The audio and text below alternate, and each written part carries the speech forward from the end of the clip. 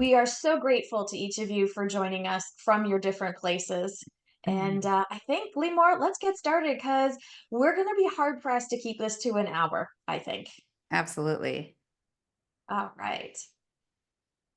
So, welcome everyone to our webinar for today. We are talking about moving beyond real estate, creating future proof income with AI. Now, that doesn't mean that we're going to just cast all real estate to the side and never think about it again. But what we want to do is expand the opportunities and what you're considering. And Mm. I can't think of a better person to help us expand our mind and our mindset than Limor. Limor and I have been friends for at least a decade now, coming up on 12 years, I think, isn't it, Limor? You We got were it, uh, my dear. we were trainers together at Rich Dad Canada, and Limor and her husband Andrew have just been absolutely inspirational for me in my journey, and for a lot of other people as well. So I'm just going to do a quick kind of intro to Zoom just to remind everyone of the basics because I know you guys are all smart and we've been through 4 years of Zoom. But the most important thing is make sure when you're typing in the chat box, make sure you are clicking the drop down over here. Make sure it says everyone. Otherwise, Limor and I are the only ones, the hosts and panelists, who will see your words of inspiration. So we want to make sure you share it with everyone. And then if you have any questions for Limor at the end of the webinar, please use the Q&A tab, which just looks like this. And that way we don't lose your questions in the chat and we can circle back. And if we do happen to run out of time, Limor has so graciously offered to do one-on-one calls with anybody today who's interested in learning more and has questions. So our agenda for today, we'll do some quick introductions. Then we're going to spend some time catching up with Limor because most of you have probably noticed Limor, we saw her everywhere. She was on TV and we saw her on Zoom and she was all over social media. And then Limor was like a butterfly and she went quiet for a little bit. So we're going to learn why she went quiet and all the exciting things she was working on, and then she's going to share the opportunities with us. We'll have some time at the end for Q&A, and then we're going to wrap up the webinar quickly. So for those of you who are new to me, my name is Elizabeth Kelly. I am your host, and I have been an investor, an entrepreneur, and a coach for the last 20 years. Coaching has been the last 6 years. And what my goal is to empower entrepreneurs to achieve financial freedom. And that's part of the reason why Limor and I resonate so much, because we want to help you as entrepreneurs and real estate investors find and unlock that key to your future financial freedom.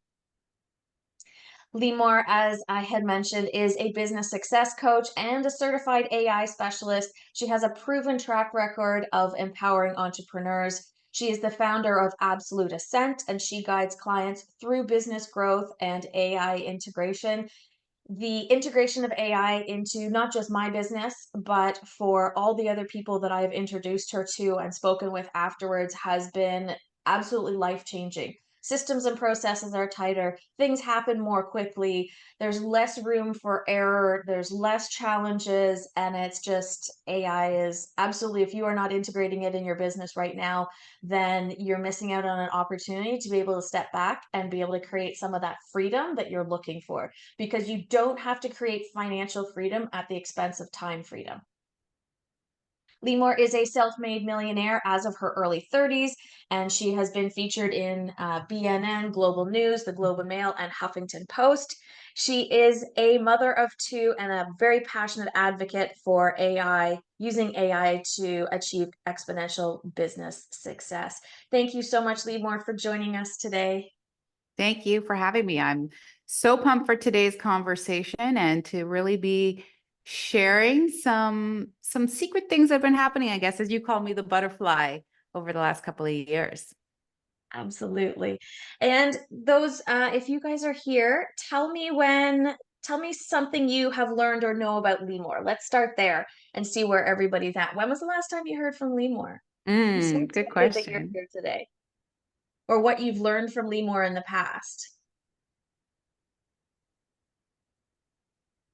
Look up everyone. Oh, private Here we lending. private lending, private lending, private lending. Yeah. Limor drinks celery juice daily. She does. I sure do, Kim. Every day without fail. I love it. Private lending. You are definitely the absolute boss when it comes to private lending. So, Limor, you've been such a powerhouse in the world of real estate for the last decade. Why did you decide to move away from real estate investing as your primary way to generate income for your family? So I think this is a really great place to start. And I want to kind of start with debunking a little bit of a myth here. And I love that people are jumping in, mentioning they've heard me with private lending. I probably talked about private lending as the primary external strategy for probably close to a decade. And what I want to share is that while the strategy that I predominantly talked about was private lending, the most important thing for me, my husband, and my family when it comes to real estate was really about time freedom, passive income, and the opportunity to have financial freedom. So I kind of want to just throw that out there as a very strong jumping off point for all of us, because I will share that in fact hasn't really changed for me at all. And even though real estate was really at the forefront with multiple strategies, so I'm definitely known for private lending. There's lots of videos on YouTube about our one Airbnb that was doing $250,000 every single year. When it comes to real estate, what it really was for me was the opportunity to get to live the life I really wanted to live. So if I rewind a decade plus, I was in a corporate job. I was working long hours. I was flying for work, traveling every single week, and it was exhausting. And I wanted more freedom. I wanted an opportunity to do things that I wanted to do. I wanted to have more flexibility. I didn't want to be kind of tied into this job. So for me, investing in my mind, learning new strategies, learning new skills, embracing this real estate world really was about how can I follow a path that's going to enable me to do what I want to do and live the way that I want to live.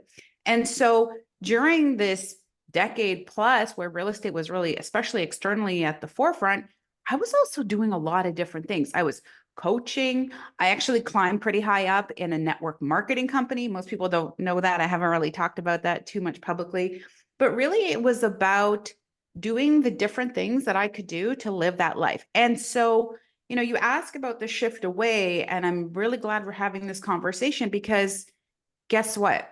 The world has changed.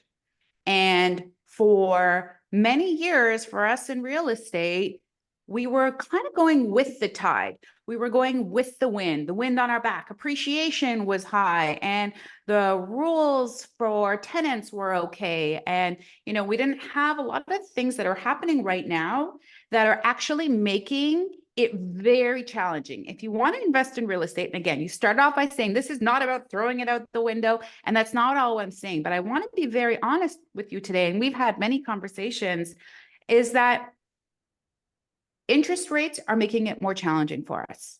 The rules around our tenants, I mean, you look every day in the news and they're kind of making it okay for tenants to not have to pay the rent, right? Things are challenging from an appreciation standpoint. They're not where they used to be. The cost of living is higher for both us and our tenants. Airbnb rules are changing left, right, and center. And I'll tell you a little bit more about what's happened with ours. But essentially, at some point, you have to look at yourself and say, am I choosing the most difficult path because I chose it a while ago? Or am I actually now moving in the direction of the life that I want with ease and with alignment with what's happening in the marketplace? And so my husband and I, over the last couple of years, we had two beautiful girls. So that's a big reason why, I definitely wasn't traveling in stages and that kind of stuff to the same degree that I was before. But, I was pregnant during COVID. I had a COVID baby. My first daughter's first birthday, say that 10 times fast, I fell pregnant with my second daughter. And so we really asked ourselves a lot of questions about what do we really want? How do we potentially explore different ways to get to more time freedom, to get more financial freedom? And as the market has shifted, real estate wasn't always as much of a first answer, as much as alignment as it was previously. Yeah. And I think that there's a real feeling out there, and tell us in the chat box if you felt this, where real estate feels harder than it used to. It feels heavier than it used to. That doesn't mean that there aren't deals and opportunities out there, but you're definitely spending more time sorting through leads and listings. And I'm heading to the landlord tenant board next week. I haven't done that in a couple of years, and it's harder to raise capital. People have been really bitten, in the private lending world in particular. Like, I just had a rent to own, and I've always had a lineup of investors. I've never had to worry about going out and actively saying, hey, I have a deal. It is so much harder in so many different ways now. And that doesn't mean that it won't change in the future. But I think one of the challenging things that I see, and you and I with our backgrounds in Rich Dad, we see what the big kind of educators are doing. And sometimes what happens is the big educators focus so much on finding the new investors and the new opportunities and bringing the hype that the intermediate investors sometimes get left behind. And you're sitting there going, what am I doing wrong? Like, how did I screw this up? I invested in my education. I learned, I built my network. I did all these things, but this isn't turning out the way that I thought it would. And that doesn't mean that you're a failure. That doesn't mean that you have screwed up somehow in this execution of what you taught or what you believed. Sometimes what it is actually timing. And it is very, very challenging to be a land developer and to make a ton of money in real estate in a declining market. It's very risky. So I don't think we spend enough time talking about that, Limor. And that's that's part of the reason why I think what you're going to share with us today is so important, because the real estate market has been through ups and downs. And tell me about the specific changes that you saw in the market that made you start thinking, you know what? I want to create other streams of income. I want to Mhm. do things. I want to make sure that diversity is part of my portfolio. Yeah, no. So the market has changed a lot. I do kind of want to go back just a little bit to say that having diversification and multiple streams of income is something that's been instilled in me since my childhood. I mean, I remember being like 15 years old and I was coaching gymnastics for young kids. And then on the weekends, I was babysitting and I would be like, Dad, guess what? I have money coming from two places. So that as a principle has been instilled with me since many, many, many years. And my daughter's not yet 3, but I promise as soon as she turns 3, we're going to start working on her lemonade stands.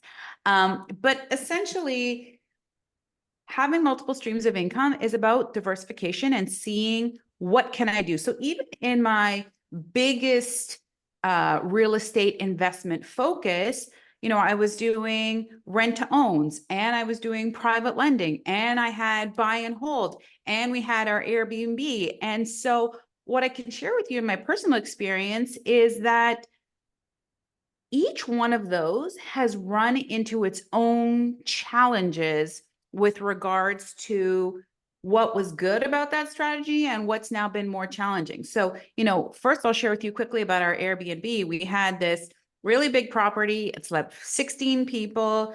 It was just outside of Collingwood in the beautiful beach area. And literally it was rented every single night. From June to September, every night. There was no we only had 4-hour turnaround times. And what happened about a year and a half ago, maybe 2 years ago at this point in time, we got a notification to say, hey, the bylaws in your area are changing. So we spent, quite a few months doing petitions and all that kind of stuff. But what happened as a result of that, the bylaw rules said, okay, a few things. One, you had to apply for a license. Okay, not a big deal, but you needed drawings of the house and you could only have a certain amount of people per bedroom and a bedroom had to have certain specifications. And then if you even got a license and there were a limited amount available, you were only able to run the Airbnb 25% of the year. And August, one of the highest months, was a blackout month. So all of a sudden you're looking at this as a business owner. And, I can't stress enough that even though here we're talking about real estate, I've always thought of myself and my husband, high performance hubby, Andrew, we've always thought of ourselves as business owners. And we look at this and we say, well, wait a minute. What kind of store, what kind of restaurant, what kind of establishment can be successful if you can only be open 25% of the time? And we looked at ourselves and we said, this is no longer a viable strategy. So all of a sudden, an income stream, $250,000 a year revenue we were generating from that one property alone, we shut it down. And we actually moved in. So now I have an amazing life living out here. But the point is, from a real estate perspective, things have really changed. Always been a huge advocate of rent to owns. It's been a really powerful strategy. But with the cost of living going up and interest rates going up, and with COVID, so many people losing jobs, rent to owns used to have a 97% success rate of tenant buyers purchasing the house in the future. And I don't have an exact statistic for you right now, but just to say, many more rent to owns have not followed through than they used to be, because it used to be so much more challenging. Private lending was what I was predominantly known for, is all about having the asset in the background. And so, when you do it properly, not like a promissory note, you've always still had the asset there. And I'm really glad that I've taught that to so many people. But a lot of things has changed. And while we used to have a default rate of less than 2% of mortgages in Canada, it's a heck of a lot higher these days. So all of a sudden, whether you're talking fix and flip or BRRRR or whatever the strategy is that you've engaged in, the market has changed and it's no longer as easy. I mean, I remember a time where literally appreciation rates in Toronto were like 30%. And anybody who slipped on a banana could make like $50,000 and be this like fancy real estate investor without really learning the fundamentals and principles. And I think that even if you have those now, it's so much more challenging to find that right opportunity. And what used to be passive money is not really that passive anymore. Regardless of which strategy you've done, you now have a lot more work to do, to get that tenant to pay, to take that property to the next level. So the world has changed a lot. And if you think of yourself as a business owner first, you're going to be able to adapt a heck of a lot faster. I know that was kind Yeah. of a bit of a really long answer, but I really wanted to share all of those components. Yeah, I appreciate that. And I think you're absolutely right, Limor. When my husband and I started investing, we're like, oh, we want to be real estate investors. And we just thought that was it. We needed to learn how to run numbers and we were kind of done after that. And there was nothing about all the other components that go into real estate that you don't envision. Like now you're HR and now you're IT. And like even just jumping before we jumped on the webinar, I'm like, my camera's really shaky. So, you're weighing in with, okay, this is what I do. And then my husband's down here and he's tinkering away and trying like just those little things that when you're in the corporate world, you have people for that and you are in your silo and you focus on that. And now you have to think about everything. You have to think short term and you have to think long term as well. For sure. So tell me about your values and your focus. Has that changed at all in the last, few years? Has that influenced or impacted your decision to diversify beyond real estate? I would say absolutely. I have changed a lot and I have changed for the better. I would say I was in my earlier days really focused on, wealth accumulation and building for the future. And there's absolutely nothing wrong with that. But I would say that once I got into that cycle and, were able to have that investment portfolio, there was a really important shift that happened. And I owe a lot of it to Andrew, my husband. He's a really creative thinker and a really big picture thinker, because what we did as we were growing that portfolio was say, okay, how do we take what we're generating and invest in ourselves? How do we become better versions of ourselves?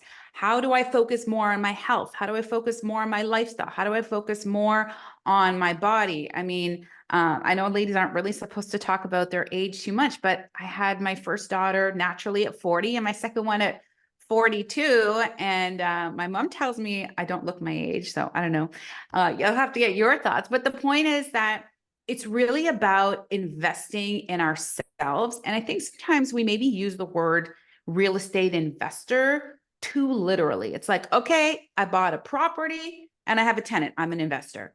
but are you really thanks, Diana. Well, are you really investing in yourself and who you are and your health and your lifestyle? And that's such a really critical part, because what does it help to build all that wealth if you don't actually have the health, or you don't have the lifestyle, or you've now got that health going for you, which is amazing. But if you're not doing that, you got the stress and you got the burden, you got the challenge. And I'll be honest, I look around with COVID, and people are aging faster.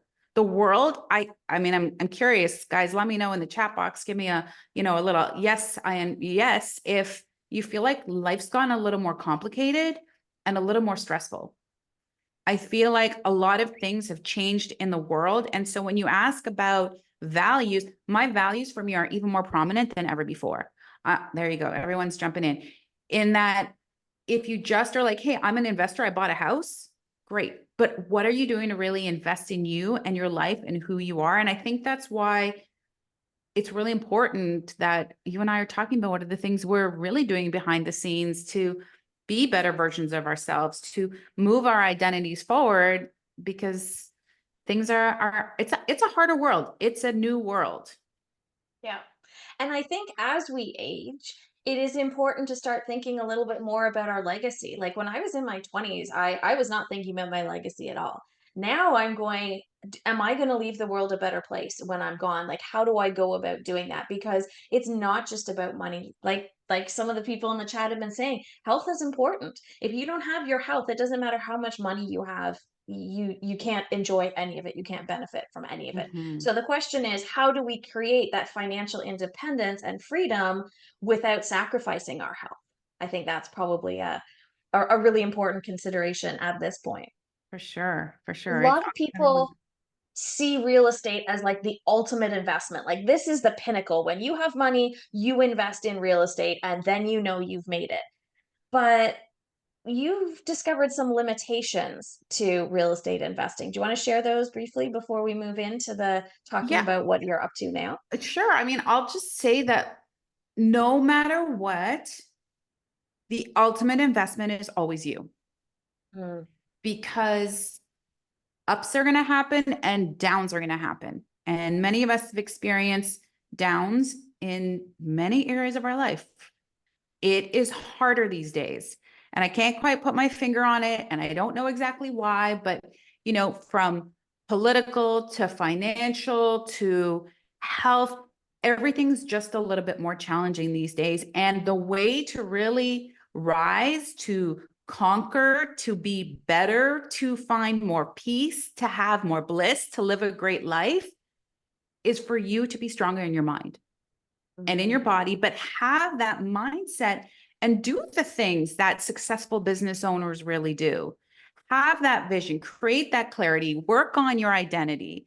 You're reading every day, you're putting good stuff in your body. And I can't stress more than ever before, the ultimate investment is always in yourself. And even with 2 kids, and trust me, it is exhausting at times. I have to make myself a priority, or like it's going to fall apart. How we think, how we approach every day is so, so, so critical. So I would definitely say, I mean, real estate, yes, I've probably said many times it's a really great investment, and I'm not saying it's not, but you need to invest in yourself, whatever that looks like, for you first and foremost. I love that. And Mhm. that's kind of, I think, part of what led you. Tell us a little bit about your new approach and how you went from where you were until you've really embraced AI. You are far and away ahead of the game from everybody else I've seen really talking about AI in the real estate space and in the entrepreneur space. Yeah, thank you. So I mean, let me share a little story with you guys. Let me rewind. This is probably a year and a half now. And if you imagine, I have a 1.5-year-old and I'm like 6, 7 months big belly pregnant.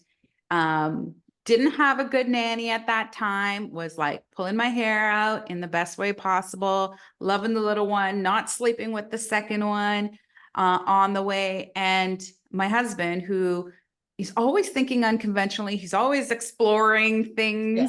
Yeah. He's got a vision or an idea. comes to me one day and goes, "Hey, Limor, have you heard of AI?" And I was like, what? He's like, "Yeah, I have an idea. I had been hearing about this. And I think with your logic and how you approach real estate and your due diligence and your thinking, I think you should explore what this is." And I was like, okay. So in my non-free time, and this is what I want to stress, I opened up a ChatGPT account and I start playing around. And I am like, what? Did you just hand me a freaking magic wand? Because I always have ideas of things I want to do or create. And all of a sudden, it was like, I didn't have to do the execution anymore. I had the idea. I wanted to create a new product. I wanted, this was on my coaching business. I wanted to create a new client onboarding experience. I wanted new social media. And all of a sudden, all I could say is like, hey, I want to create this. And of course, it wasn't just quite that simple, but with my thinking and my logic and playing around. And despite what was happening in my life, I wasn't really traveling. I wasn't doing more stages. I wasn't doing more podcasts. I wasn't doing anything kind of like that.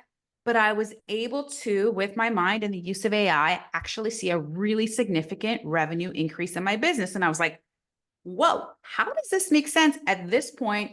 With less time than ever, I'm able to get all this stuff done that I've never been able to do before. And we really had kind of a heart to heart, my husband and I, to say, like, okay, what is this magic thing? Is it about AI and real estate? And we were like, no. And I realized, and my husband had been supporting small businesses in different capacities for many years, that it was a really, really cool new tool that if people figured out how to use it, you could all of a sudden do things better and faster and cheaper, even if you're pregnant and still have another little baby and no nanny, because now all of a sudden that roadblock was able to be removed. And so, what we really discovered from that point in time, I was like, I had a new passion. I had something new and exciting because I was also watching all the market trends that we've been talking about. All of these real estate strategies were getting harder and harder. And as I'm looking at the macro picture of what's happening in the world, I'm like, there's a big revolution here that's bigger than cell phones, that's bigger than the internet. It's here to stay. And if all of these other trends are going downwards, well, what trends are going upwards that can, in fact, help to be able to generate more income, do things easier, do things better? And I have just been completely addicted to AI ever since that moment. I love it. That's amazing. How many people here have a to-do list and have had items on their to-do list for weeks, months, sometimes years, these things that you mean to get around to doing? And for a lot of us, those are creative things like, oh, I want to, rewrite my bio. I want to design a new client experience or client journey. I want to come up with frequently asked questions. A lot of it has to do with the creative piece, and it's because we're trying to find the perfect words, the right way to say things. And in my experience, that's where AI has helped me the most. But it's not just in the business sense. I mean, we're talking business here, but the other day I'll share with you guys a little story from kind of my side. So my in-laws are aging. We moved them to a home in February, and they're declining more quickly than we would like, unfortunately. And we feel very alone because we're trying to navigate this journey with my in-laws. Like, what are they going to need next? What do we need to sign up for? Who do we need to talk to? And I was telling Limor, and she goes, well, let's set something up for you for that. And all of a sudden, I can have an aging coach at my fingertips. And I don't have to be wondering and guessing and trying to piece together and stressing about, am I doing the right things for people that I love? Because I literally have the best research and information out there to support me and help me figure out what the next right move is In the most customized way, right? in the most customized way. You're not Googling Absolutely. anymore. Yeah. Okay. So why don't we talk about the biggest difference that you've seen between business income and real estate income, because this was quite a shift where, for upwards of a decade, you were focused on private lending and rent to own and real estate income. Tell us about working more in the business space and creating business income. So if you take a look at real estate, okay, let's really just kind of simplify this, okay? Let's say you're going to buy a house and you're going to rent it out. Let's say, you're going to need a down payment. So you've got your $100,000. Either you saved it yourself, you worked really hard, and the other option is you use OPM. We've all heard about and talked about other people's money. And you've got to have that accumulated amount in the first place. And let's say you're making 10% return, just for like easy math. So you're making that $10,000 a year. And of course, you may think 10% is good, or you may think that 10% is not good. But regardless, in order to embark on real estate, you need to have that working capital, whether that's your own money or that's money you've borrowed from somebody else, an institution or someone else.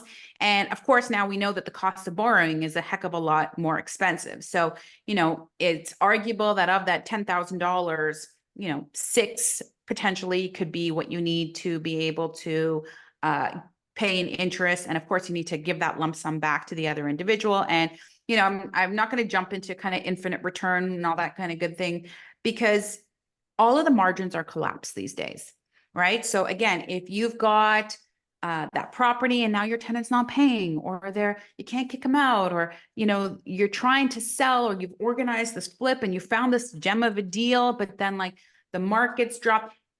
We're essentially starting with real estate with having that available working capital to us. And there was a time and place where this was easy to do, but it's a whole lot more challenging now. And I think that you guys would agree, but let me know if you agree in the chat. While there used to be times where you could do it a lot more passively, it seems as though every strategy at the moment requires more sweat equity, requires more stress, more creative thinking. You've got more lawyers involved. You need more advice. You've got more accountants. You've got to partner with more people. And I'm not saying that you can't do this, okay? Please don't misunderstand, but it's gotten a lot more challenging. And so if I'm putting in that time and effort to get my money back from a deal that didn't work so well, or to salvage as much as I can, or Suzanne's saying all strategies are kind of all hands on deck. There's really not that much. There's just like, oh, poof, there's this magic strategy that's working for me. I'm the silent JV partner. I gave my money to somebody else, but you're doing just as much, and you're working hard and stressful. And so on the business side of things, if you're going to be putting in that time and energy anyways, well, wouldn't it be nice, or the opportunity that I see and have seen is really adding value, helping people. If you're going to be that problem solver anyways, when you solve other people's problems, you get paid for it. And you don't have to put in that $100,000 upfront. And if you embarked on the journey of real estate, in your heart, you're already an entrepreneur. You're already going in an unconventional way. You're already doing things that are different, thinking differently. And that's what you need to be able to make that business income. And I would say that business income is proportionate to how many people's problems you can solve, how many people you can help with whatever it is that you are best at, love to do. And if you're already on the real estate journey, something has already sparked in you that you're thinking unconventionally. And so we don't have to have that huge upfront. Yes, you need to learn new skills, same like real estate. Yes, you need to try something that may not work perfectly. Guess what? Same like real estate. Yes, you need to put yourself out there and evolve your identity. I mean, I remember when I first started real estate and I hadn't done a single deal, and I was like, okay, I'm a real estate investor. And I wrote my little mantra and I hung it on my mirror, and I had to really envision myself. That's no different than a successful entrepreneur or a business owner. So if we're putting forward that kind of effort, why don't we not start with that $100,000? And you've got less on the line same energy. And all of a sudden that stress component's not there because you're helping people, you're making a difference. There's that shift that's happened. And it's really a cool opportunity because, as you guys already alluded to, the world has more problems now. More people are struggling than ever before, whether that be financially or in their business or in their health or in their lifestyle or in their relationships. There is more problems to solve than ever before. So, that's how I've really been thinking about it. And again, in my heart, I've always been an entrepreneur, business owner, and then, put that sticker real estate investor on top. But the good investors are already thinking about themselves as business owner. Maybe you're watching this and you're like, holy crap, I didn't realize I have been an entrepreneur for a decade plus, or 5 years, or 2 months. But when you start to make that paradigm shift, there's a whole lot of different kind of income that's there to unlock. Yeah, that's so powerful. I love what you're talking about because as you're talking, I'm thinking about where have I seen the biggest growth in my business, and it's in my commercial building.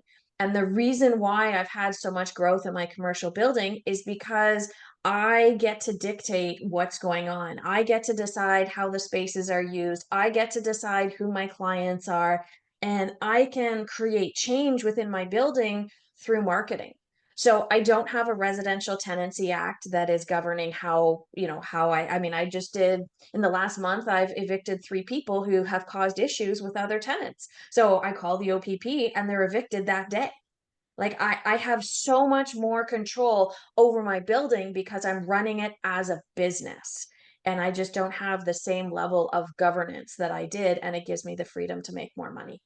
Yeah, it also takes away that sort of victim feeling like I'm an investor and this happened to me and capital gains happened to me and interest rates happened to me. And no, you're in charge. You get to define who you are, who you want to be, how you want to pivot from this, what lessons you want to take. And it's hard to be stuck, to feel like you're treading water. So let's take ownership of what we're really doing, which is running small businesses or one-person businesses, and say, okay, what can I do about this? How can I improve this? And what can I do moving forward? And I'm excited because AI is making that so much easier than you ever could have imagined. Okay, let's dive into that because I All right. think one of the biggest challenges, and tell me if you guys are feeling this way too, is that we've lost control of our cash flow. Some of those things that we thought we could depend on before have disappeared. It was, private lending used to be the be all end all, being the silent partner. You were secured and backed by real estate. I've got one client right now, and I think she's done 5 private lends, and 3 of them she's in legal action.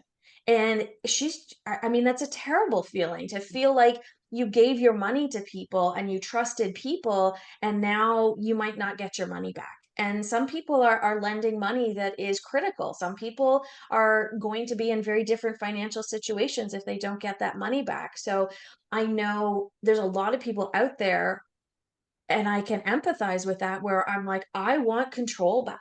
I want to be able to determine my destiny and my future. I don't want to give other people my money anymore. I want to make my own money. So AI is kind of a buzzword and we've used it a few times here. Why don't you tell us kind of how you're using AI, how you're integrating it into your business, and where you have seen the biggest advantages that other people could take and implement and put into their businesses? Yeah. So let me first start by saying that the way that we have been using AI, myself, my husband, and the company that we've launched called Absolute Ascent, is definitely not about all these cute little gimmicky things. I can make a cartoon version of myself singing in French, or, and it's not like the cool art, which is really fun to look at, or it's not a video of like spaghetti doing gymnastics on my plate. The way that we're thinking about AI is, how do we solve business problems? What is the single biggest challenge that you as a business owner, an entrepreneur, are facing? And that's actually my favorite thing to do. So, we get on a call with someone who would like to solve a business challenge, and we now use AI to be able to do that. So previously, you couldn't scale things the same way. You couldn't say, hey, I really want to have marketing material that speaks to my customer. Well, guess what? What we're doing now is starting with the help of AI, creating a customer psychological profile. This is something that like big companies used to do before. It used to cost like $50,000 and take 3 months, and they would interview 300 of your ideal customers, and it would identify what are their dreams and their aspirations and their fears and their concerns. And then the large companies would take that and write their marketing material based on what was happening in the customer's mind, rather than just like, oh, I have an idea, I'm going to talk about this blog post, or I'm going to talk about this. No, we start with what's in the customer's mind from a marketing perspective. We're able to customize things on a way that's never been done before. If you have a vision for what you want to create, improved processes, and we're working with all kinds of companies, who are everything from like small companies who are looking to, create HR strategies because they're so small that they don't really focus on that. We've got a law firm that's working on those kinds of things. We've got insurance brokers who might have spent hours writing the policy letter to the underwriter. We're now uploading that information, and AI is writing custom tools and letters, and then it evaluates and says, this is what the underwriter is going to come back with. Here's how you should modify it and change it. We're looking at what do processes look like for you right now. So if it's, in the world of real estate, okay, I've got 30 applications from tenants. How do I evaluate? What should I look for? AI is now able to do that. So anything that you're doing on a repetitive basis or you need to do better, AI is so much, I don't want to say smarter, but it's faster and able to be your most helpful tool. So you are still very much the orchestrator. So you're sort of there saying, here's what I want to have happen. But then you're now not also the worker bee. When you're the director of here's what needs to happen, it can absolutely do things so much faster and more effectively for you that you're now able to focus on the things that are most important and move the dial on the big strategic things in your business that you really want to be able to have done. So, for context, once I started using AI and I was like, whoa, this is something really different and something really cool. Started linking arms with as many forward thinkers in the space. So, if you were in real estate, we'd say, get a mentor. Guess what? I hired a mentor. We're working with a team of developers out of the US, and we have built a platform that has over 200 tools for businesses and for entrepreneurs to be able to take their business to another level, to do things faster. If you've got a newsletter that goes out every month, how can it source the information and write it for you? If you need to do blog posts, if you're doing month-end financials, any aspect of your business, we can now do better and faster. And what's really cool is that on top of that, and Liz, this is what you were alluding to with your in-laws, is that many times in our personal life and in our business, we kind of feel a little stuck, like you have to find the answer.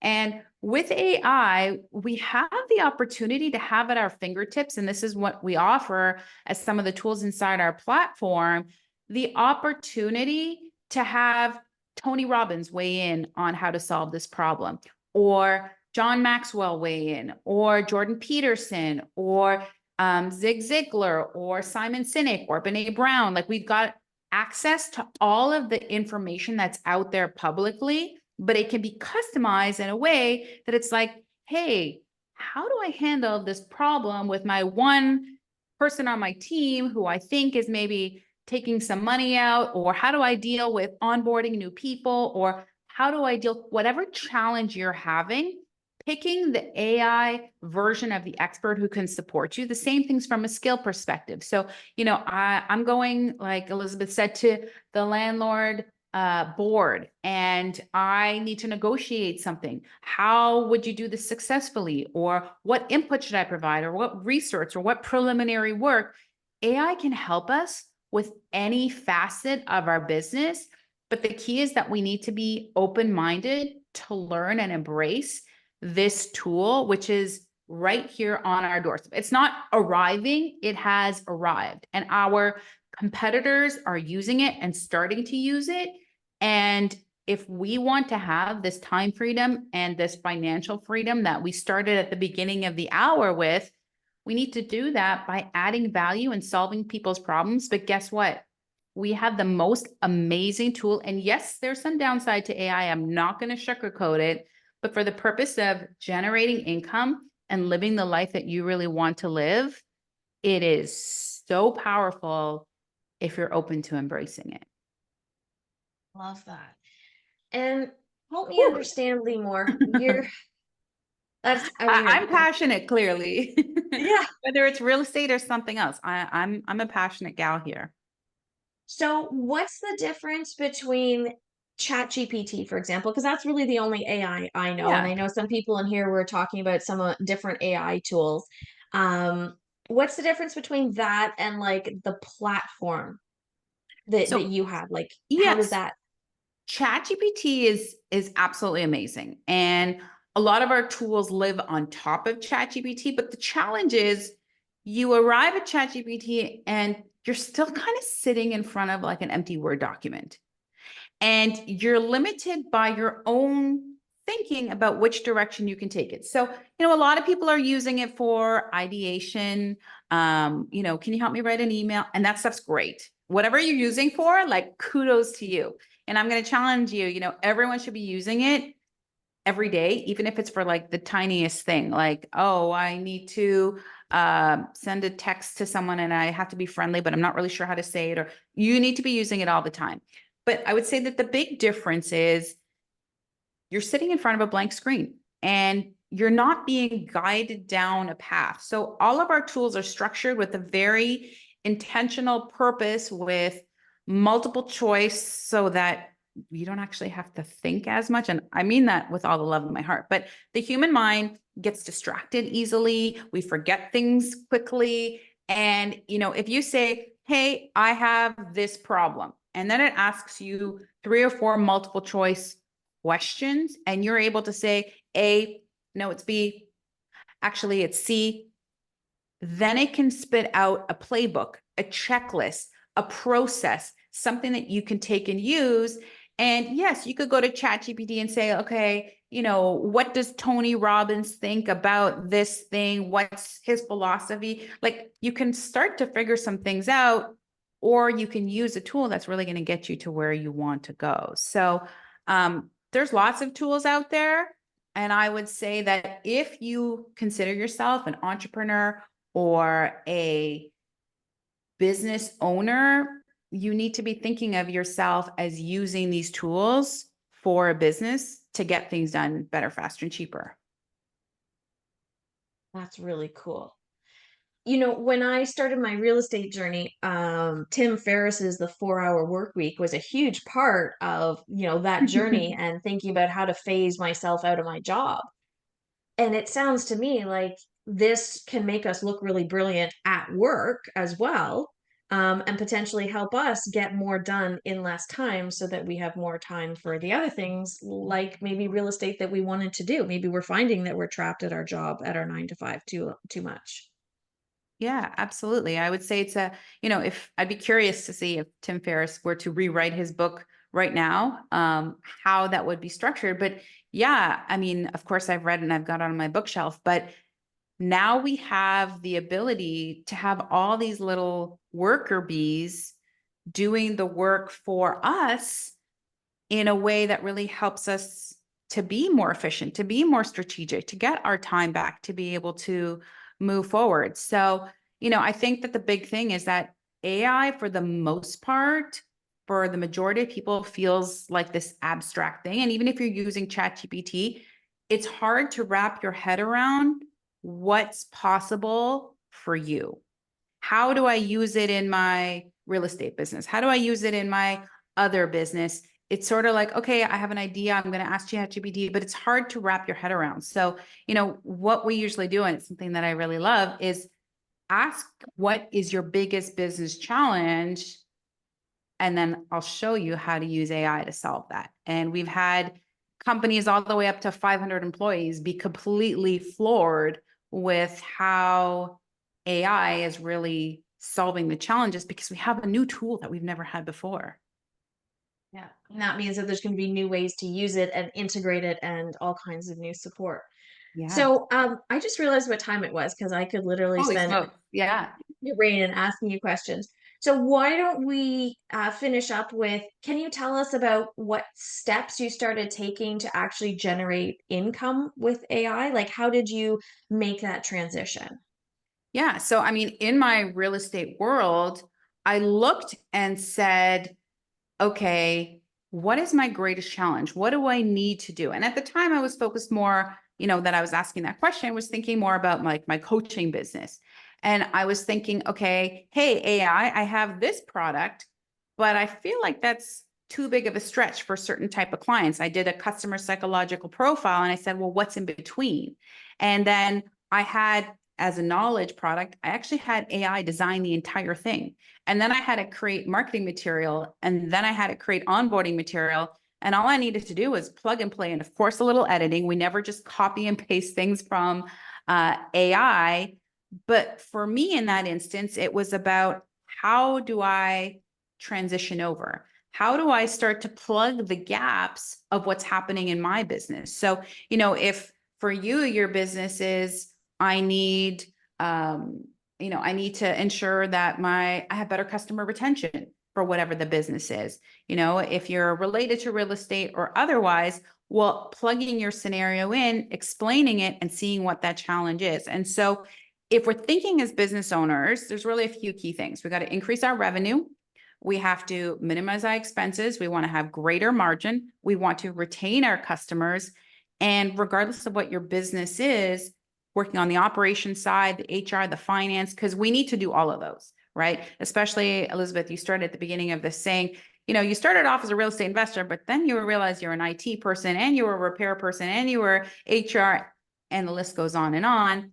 AI can help us with all of those various components. So yeah, it's really critical that this tool is here, that we really start to embrace it and take steps forward. Oh, I love it.